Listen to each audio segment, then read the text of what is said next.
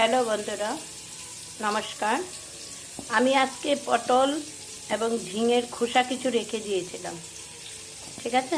এই ঝিঙের খোসাগুলো আর পটলের খোসাগুলি সেদ্ধ করেছে, সেদ্ধ করে এগুলোর সাথে এই রসুনটা দিয়ে রান্না হবে। এগুলিকে মিক্সির মধ্যে দিয়ে গ্রেট করে নেব।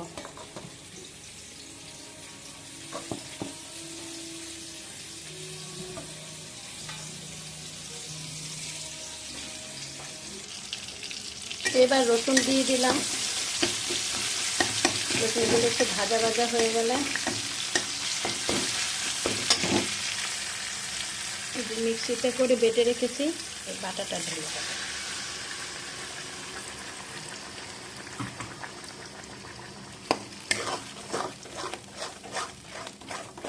ভীষণ সুস্বাদু। এটা যখন একটু শুকিয়ে একদম শুকনো শুকনো হয়ে যাবে, দারুণ খেতে টেস্ট হয়।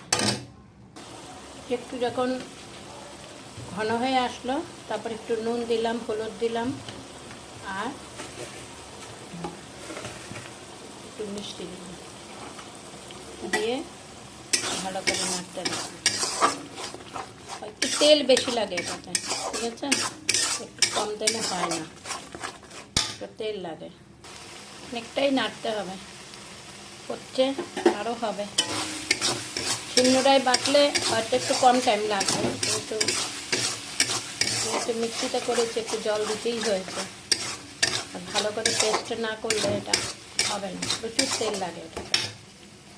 সাথে একটু আলু পটলের পোস্ত দিয়ে রান্না করছি, পটলগুলি ননস্টিক কড়াইতে।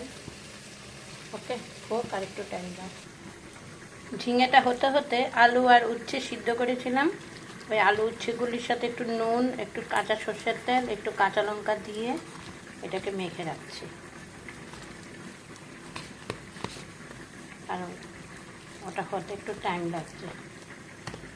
পটলটাও প্রায় হয়ে আসছে।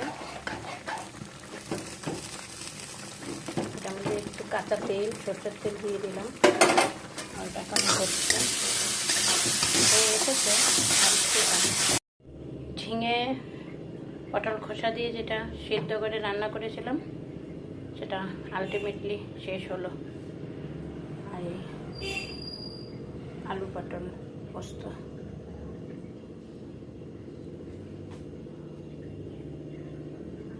এখানেই শেষ করছি আমার রান্না আজ।